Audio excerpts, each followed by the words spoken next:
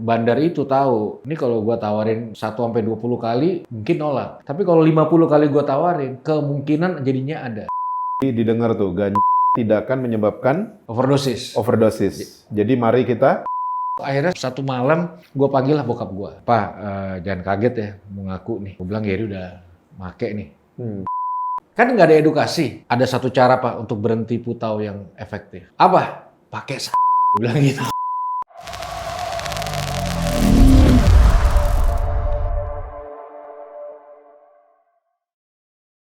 Kita kedatangan Yery Pati Nasarani.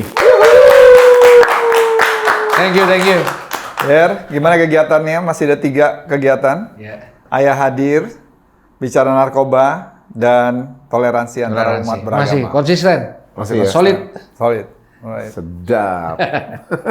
Thank you udah diajak nih di tuan rumah yang luar You're biasa. very welcome. Ada proyek-proyek baru selain 3 itu? Ada. Eh, Ada lagi. Pemain depan. Iya, padahal attendance sekolah. ya selain IKN sih. IKN yang ngeberantas yang di pinggir-pinggir itu tuh. Ya gitu kan. Yang lagi rame sekarang gitu kan. Yang lagi rame justru banyak PSK di sana. Nah ya itu maksudnya. Iya, maksudnya itu. Yang di pinggir-pinggir itu kan, katanya di pinggiran itu kan. Oh iya, lo kok tahu ya? Suppliernya. Supaya operasi ya? Wah, gak ada boleh. Lo yang supply. Tahu. Ya, ini lah omongan bapak-bapak. Iya. Bapak. Yang paling beremokan yang paling bapak-bapak. Yer, lo kalau recharge diri lo sendiri ngapain biasanya? Gua workout. Workout ini dalam pengertian olahraga. Olahraga gitu. Olahraga. Olahraga Olahraga yang lo? gua kalau di rumah gua jogging, ada gym tipis-tipis sama tenis lah, tenis paddle. Di rumah? Enggak, kalau tenis Dari paddle kan kami di rumah, sama tiba-tiba bapak-bapak. jogging betul. Dikira rumahnya lengkap banget ada tenis, ada pedal. Di rumah katanya tadi bilang. sama siapa lagi kalau bukan kalian berdua lah. Gitu. Jadi bisa dibilang ini termasuk healing lah. Iya, Kalau gini. iya. Ini lah podcast healing nih. Ya, sini. Jadi atau naikin mental health. Nah, itu dia makanya kita lihat aja akhirnya gimana nih. Gua kalau ketemu gua kan damai kan. Damai. Kalau ketemu dia gaslighting. Bisa. Ini harus diselesaikan di lapangan padel. Iya nih. Ini masalah harga diri soalnya. Rebut atau mempertahankan? Gila. Yer, boleh flashback nggak? Pertama kali lo terjerat narkoba, kenapa, di mana, Umur berapa? boleh nggak cerita? Gue kelas 1 SMP, itu baru 13. lulus SD ya. 13. Ya, sekitaran itulah. Jadi gue tuh pulang sekolah, terus ada tukang jajanan sekolah yang nawar-nawarin gitu kan. Dulu kan belum ada makan gratis kayak sekarang ya. Iya. Jadi orang jajanan-jajanan semua ini Iya, tukang minuman kok. Jadi beli minuman terus dikasih kayak pil, nah itu psikot dulu. Nah kita nggak ngerti. Nah dulu gue tuh nggak broken home, terus juga juara kelas juga, ya terus atlet tenis juga dulu masih. Tapi kok dikasih gitu gratis kok gimana? Gratis. Kan Jadi mahal. nih, jadi dulu tuh minuman botol, nah di pantat botolnya tuh ada pil itu, gitu. Nih apaan nih? Gitu kan. Udah, kita mah. Jadi pertama, kedua, ketiga, keempat, kelima itu nolak.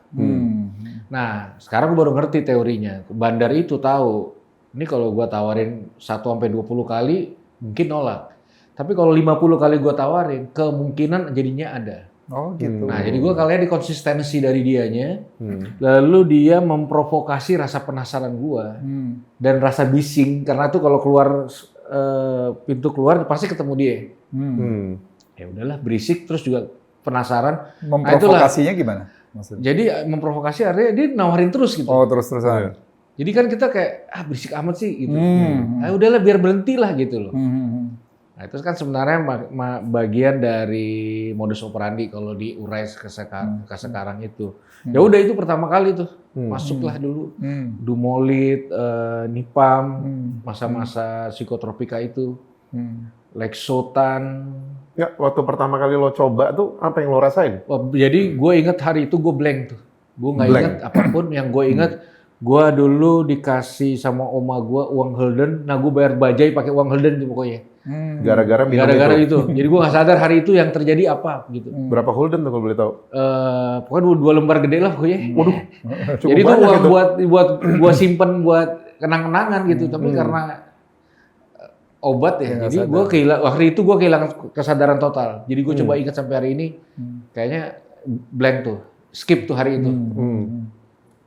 Nah baru sadar, oh kemarin gue habis minum, nggak tahu lah apa yang terjadi. Gitu. Nah, tuh maksudnya ada ngerasa kenikmatannya gitu sampai mau coba Nah, lagi. waktu adiksi itu bersentuhan dengan kita, itu kan sebenarnya cocok-cocokan. Ada yang jackpot muntah, ada yang dapat chemistry-nya gitu. Ada yang dia cocok misalnya hyper, oh dia nyambung banget gini.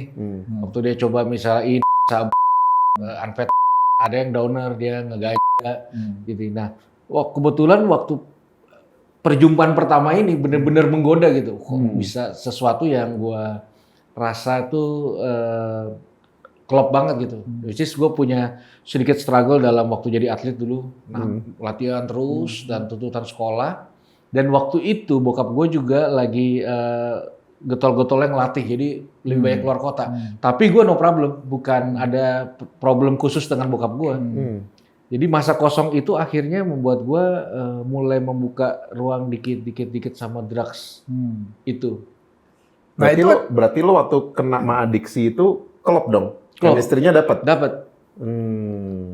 Nah, sisi bisnis dari si bandarnya itu kan ada grace period-nya nih, Iya. kasih. Iya. Kan tapi ya waktunya harus ada beli. Akhirnya beli. Akhirnya beli. Nah, itu udah mulai kegulung tuh.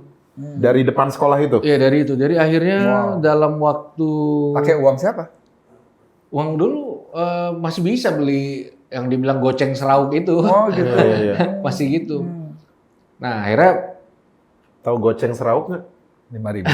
5.000. Serauk. Satu begitu. Oh iya, ini mesti jelasin. oh iya, oke. Tapi mikirnya itu banyak banget, murah banget. Ya kalau dulu nipam gitu kan murah itu. Pil-pil cuma di plastik gitu. Nah, setelah 6 bulan, nah gue mulai ngalamin dampak psikisnya ada, dampak sosial. Nah, gue udah mulai nggak konsen belajar, udah mulai circle temenannya, udah mulai emosional nggak terkontrol, udah mulai kebutuh duit lebih banyak, udah mulai. Akhirnya gue dikeluarin tuh 6 bulan setelah itu dari sekolah. Dari umur 13 berarti ya? Kasus Satu SMP. Wow. Terus? gitu. Waktu Akhirnya keluar- udah berlanjut terus tuh.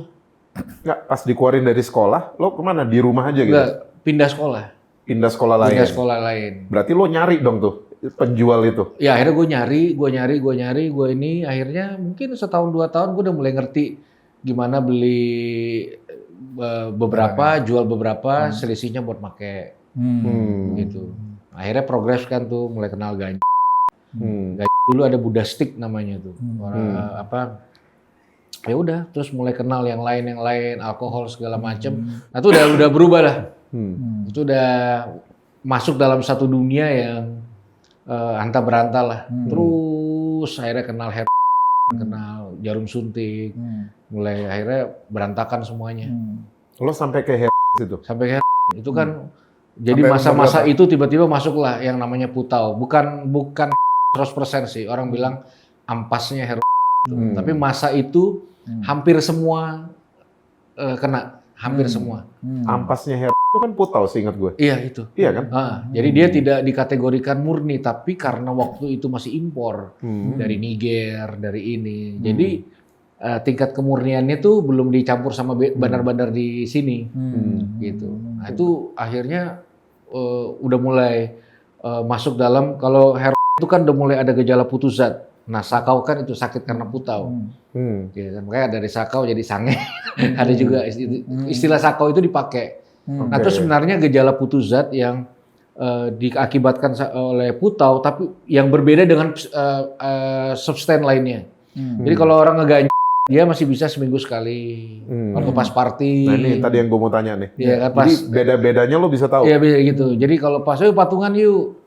Ya kan identik dengan reggae apa segala macam. Tapi kalau udah hero, wah itu udah sudah bisa. Itu udah mesti harus setiap hari. Yang putaunya itu. Iya, maksudnya. karena mulai ada zat adiktif. Terus tiba-tiba kok mata gue berair, di hidung keluar cairan. Terus gue mulai demam, terus linu. Nggak lama muntaber, kenapa nih? Nah kalau pas pakai hilang. Begitu pakai langsung kayak ajaib gitu. Wow. Sus, Hilang semua. normal semua. Wow. Ngomong normal, PD normal, apa semua. Wah, di situ gue mulai sadar Itu benar. sudah punya tempat besar di hidup gue itu barang. Ya udah, lanjut Berarti terus. itu sampai umur berapa? Kan dari umur 13 tuh. 13 mungkin zaman Putau itu 17 ya. 16-an lah, 16. Ya, ya. Gitu. Dan itu kan lo bilang tadi kan tiap hari. Iya. Jadi lo mesti ketemu dealer tiap hari atau beli serauk itu tadi, serauk buat seminggu misalnya. Jadi gini, ada namanya masa toleransi. Masa toleransi gini, kalau lu pakai 5 butir hari ini, besok pakai 5 butir, maka dia tidak akan seefektif kemarin. Nah, itu penyebab. Gimana? Jadi kalau lu pakai 5 butir nih, Besok pakai 5 lagi. besok pakai 5 Besok lagi, pakai 5. sensasionalnya tidak Beda sama. sama kemarin. Iya, karena ada ini toleransi, sikap toleransi di tubuh Resisten. kita. Pasti. Gitu.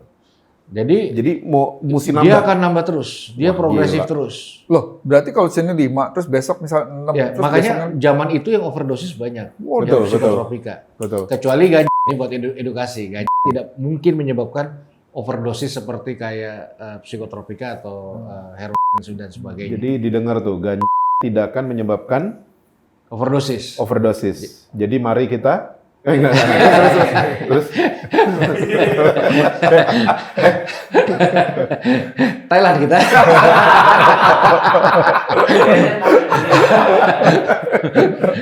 Nah itu kan terus. Jadi orang udah nggak bisa lagi menikmati psikotropika. Orang mulai menikmati ganja. Nah gitu. Dulu ada orang menikmati ganja. Ada Buddha stick. Orang nggak bisa nikmati ganja cuma daunnya aja, bukan bunganya. Nah setelah zaman itu muncul orang nggak bisa lagi. Orang progres ke sab ke putau. Putau dengan ada beberapa cara kan. Heroin itu di puff, di rokok, terus dipakai aluminium atau di jarum suntik. Nah gue mulai dari aluminium. Lama akhirnya mulai berkenalan dengan jarum suntik. Meskipun dulu takut banget sama jarum suntik. Tapi itu akhirnya jadi kita under sustain, under control. Pikiran, perasaan, kehendak kita, emosional, intelektual kita tuh under control adiktif itu. Nah, itu yang mengerikan sih. lo sampai level itu. Gue sampai level Dan itu. jarum suntik kan langsung direct ya. Iya, Rasanya jadi dulu pasti sensasinya lebih. bukan skill untuk dibanggakan ya. Bisa nyuntik sambil nyetir, bisa ini bisa dari level yang paling takut gitu. Nah, terus nggak mudah juga diakses insulin itu. Terus surrounding lo kayak nyokap, bokap, kakak lo mungkin segala adik lo ngelihat nggak lo berubah? Pasti. Nah, mereka kan namanya junkie kan. Itu rajanya bohong gitu. Nah, gue manuver terus Apa yang mereka tanyain apa? lu Pakai enggak? kok mukulin guru misalnya? Kenapa lu tiba-tiba mukulin guru? Dulu anak baik. Gitu. Kok anak sekolah jadi ribut sama kakak kelas apa semua. Jadi problem emosional yang terlihat itu yang lebih mudah deteksi. Tapi itu yang dilihat dulu. Jadi gue bandel sana sini dikeluarin terus. Nah, sampai satu momen tuh karena gue udah dikejar hutang, barang-barang udah habis. Dijual-jualin Semua udah habis. sampai Dulu jual bro, semua. kamar gua. Curi-curi semua. Kamar gua tuh ada drum, ada keyboard, ada bass, ada gitar gitu. Tinggal kipas angin satu. Habis. Gila. Habis. Jadi akhirnya karena udah mentok, akhirnya satu malam gua panggil lah bokap gua. Gua bilang, "Pak, jangan kaget ya mau ngaku nih." Gua bilang, "Geri udah make nih." Pakai apa? Putau. Langsung bokap gua, kalau Putau mah papa juga dulu. Ternyata dulu ada minuman kayak Greensen merek Putau gitu. Kok kaget gua, ya benar. Ternyata dari dulu, ternyata dia pikir kayak Greensen bir-bir gitu. Elah kalau itu mah. Terus akhirnya gua komunikasikan. Nah ada dokter bola tuh akhirnya datang. Terus gua diobserv. Wah ini mah. Hasilnya pertama kali gua dibawa ke RSKU. Berobatlah dengan dokter. Pas bokap lo tahu itu bukan green spot, Wah reaksi dia shock deh. Udah ngerokok terus di depan lama. Udah karena dia juga bingung. Dia juga lihat gue bingung gitu. Nah disitulah mulai petualangan yang yang nggak enak lah. Akhirnya berobat lah gue ke RSKO. Untuk dokter Al-Bakri dulu. Dulu kan baru sedikit dokter. Berobat jalan, gagal lagi 6 bulan, pakai lagi. Sampai dokter tuh Make lagi kan berarti mesti punya duit kan? Iya. Itu dari mana barang lo? Nah, gue udah mulai tuh nyolong, nyopot spion orang, nodong orang tengah Spion jalan. mobil nih? Gitu. Terus biasanya juga jualan. Nipu sini. Gitu. Malak orang.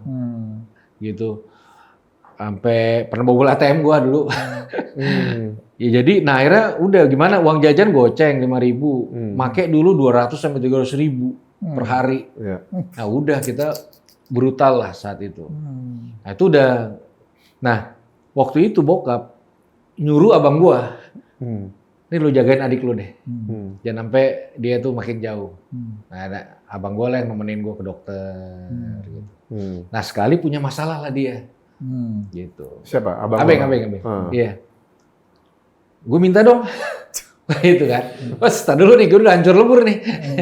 Janganlah, cukup satu penjahat aja di rumah. Cuma kayaknya dia pinter ya. Yang berikutnya dia nggak nanya, nih gue ada uang nih. Wah, gelap mata. Yuk. Itu dah. Nggak lama setelah itu ada 2 lah di rumah. Wow. Jangkinya. Wow. 2 itu sih ultimate. Itu sama juga, kamarnya habis juga, Bang? Habis. Itu gua jual tabung gas. Kakak gua jual rice cooker dengan nasi. Kakak gua itu garage sale. Jadi bokap nyokap ke Bandung. Di garage sale, Dia gila. buka ke pagar. Kacau. Yuk tetangga. Yuk. Gawat Bener sih. kan? Gila. Berapa sofa? 5 juta? 1 juta. Ambil lah. Blender ambil, TV Gila, ambil. bener. Gitu. Itu sih baru sekali lihat apa yang dibikin garage sale Jadi rupanya. udah entrepreneur dari dulu. Gitu. Kosong habis dong rumah. Habis. Gila sama Medali ada satu penghargaan yang cuma Roni Patinasarani yang terima. Itu pun kita jual. Habis. Jadi gue Dapat juga berapa tuh, masih ingat nggak? Dapat berapa duit? yang paling parah itu yang pernah gue jual dari semua adalah cincin kawin bokap nyokap. Dan itu gue jual 20.000. Aduh. 20.000 perak. Gue bilang sama bandarnya 1 juta, 20.000. Ya udah 800.000, 20.000. Ya udah 700, sampai 20.000. Oh my goodness, gila. Karena dia tahu. Iya, dia Maka tahu dulu lah. penada-penada zaman itu kaya raya gitu. Iya. Iya. Karena motor 300.000, Gila. Innova cuma 700.000. Hah? Iya. Gila. Nah itu akhirnya, jadi gue juga karena gue nggak satu sini sadar nih, tapi ketika kita under dan masuk masa krisis nagih itu atau dibilang sakau itu, maka nggak ada nalar yang bisa. Makanya orang bisa, perempuan cantik bisa jual badannya dengan 30.000, 50.000, orang bisa nyuri, orang bisa apa, dan itu menjadi sesuatu yang mengerikan saat itu tuh 90-an tuh. Itu masa suram. Ya. Tunggu, balik sebentar. Waktu nyokap bokap pulang dari Bandung tuh apa reaksi mereka? Ya kaget lah, tapi mau ngomong apa gitu. Udah nggak bisa marah? Udah nggak bisa marah. Jadi tuh kita udah masuk tahap brutal. Bayangin, gue bilang gini sama bokap dulu. Kan nggak ada edukasi. Ada satu cara Pak untuk berhenti putau yang efektif. Wah, antusias kan bokap gue. Apa? Pakai gue bilang gitu. Gila. Terus bokap gue percaya. Ya udah kamu beli sana. Ya, karena bingung semua. Iya. Kita boro-boro lah ngomong ke keluarga jadi omongan.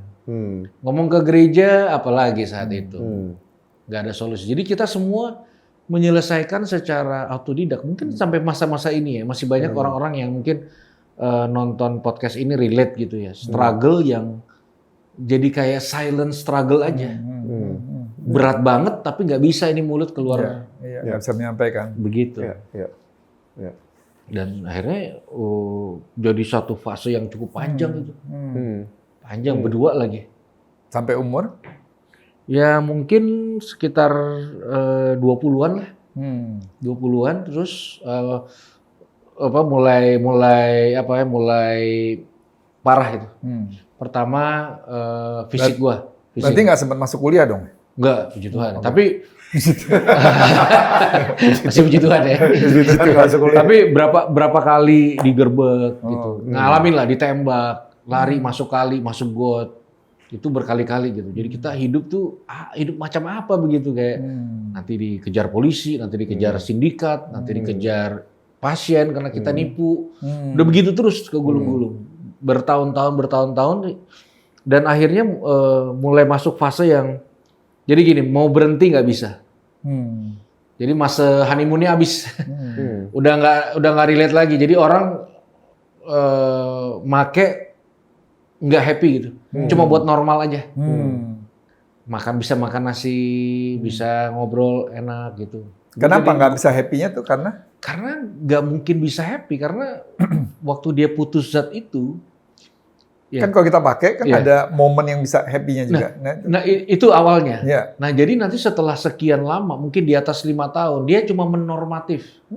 Dia jadi tidak ada rekreasional, makanya mengerikan. Ngeri banget. Jadi kita nggak untuk rekreasional kita mesti booster. Lebih tinggi Makanya banget. orang dulu tuh terbiasa nanti Gila. heroin, gaya, alkohol, berapa Untuk dapat dimensi nikmatnya. untuk ngeboosternya. Gila. Tapi kan hancur lah Badannya. ginjal, Iya. paru semua gitu. Gue jadi inget ceritanya Steven Tyler. Nah, Kalau di Google dibilang dia selama dia ngedrugs dia udah ngabisin 6 juta US dollar. Sampai pernah, gue jadi relate sama ceritanya lo nih. Dia sampai pernah waktu di band semua dari bandnya dia, sama krunya, manajernya, dia ngemis di New York. Padahal udah ngetop. iya. Dia sampai ngemis karena nggak punya duit, karena ditahan semua manajernya. Supaya lihat dia itu sober. Iya. Sampai ngemis gitu loh di New York. Udah terkenal lagi. Jadi nggak ada yang mampu bertahan. Menurut gua nggak ada, siapapun. Level manapun, pemerintah, artis apa. Karena dia akan kures tuh maksimal. Pasti gembel. Iya. Itu udah pasti gembel. Nggak mungkin enggak. Wow. Gitu. Nah makanya Dan itu pasti melibatkan dan menghancurkan keluarga semuanya. akhirnya iya. Karena jadi gini, yang ada 3 yang berbarengan yang terjadi di fase itu. Pertama dia punya masalah adiksi dan ini berat. Adiksi terhadap substan yang berat banget. Kedua dia punya masalah fisik. Nanti kayak gua ada hepatitis C, ada gagal ginjal, jantung, paru, liver. Emang sempat kena gitu? Kena. Wah dulu mah kayak pentol korek gitu, badan udah tinggal tulang doang. 65 kali, 60 berat gitu. Itu kan gejala tambahan, kelenjar getah bening, TBC, HIV. Nah itu di luar adiksi. Nah yang ketiga, tadinya nggak ada masalah psikis, jadi punya masalah psikis. Jadi ada bipolarnya, ada delusinya, ada paranoidnya. Nah 3 ini bingung, yang ini dibenerin, ini muncul. Ini dibenerin, ini muncul. Jadi kompleksitasnya menjadi rumit. Makanya kadang rohaniawan cuma datang bawa hal spiritual aja, padahal dia kompleksitasnya tinggi. Nah makanya dialami oleh artis-artis, struggle-nya nggak mudah. Ya kayak tadi si Sen Loko tuh cerita si siapa? Si Tius. Tius. Tius ya, salah satunya tuh. Sampai nggak bisa, dia kacau banget dalam waktu di Sen Loko. Iya, dia salah satu orang yang melewati fase nggak mudah itu. Rehab nggak mungkin bisa memenuhi semuanya sekaligus. Penjara juga nggak bisa. Gitu. Nah sehingga jadi dulu kan bingung. Jadi gue berobat ke dokter, tapi gue nanti udah mulai ngomong sendiri, teriak-teriak sendiri. Ketawa-ketawa sendiri gitu. Oh udah datang aja ke gereja, nanti gereja gue teriak-teriak sendiri suruh duduk keluar gitu. Nah orang mulai bingung gitu. Nah gue punya masalah fisik juga, berdiri lama nggak bisa. Fisik tuh yang kedua, yang tadi yang ketiga udah psikisnya. Betul. Nah itu yang struggle yang dialamin. Makanya kan sekarang gue juga mengabdikan diri gue lah untuk mensupport teman-teman yang punya struggle yang sama gitu. Jadi supaya yang penting tuh masyarakat tidak memberikan stigma negatif. Iya. Ini kalau kita mau ngomong lebih mudah ya, karena ini omongan gua kutip dari Dr. Bona Simalungit, itu salah satu dosen UI. Dia bilang gini, ini kan kita cowok-cowok nih.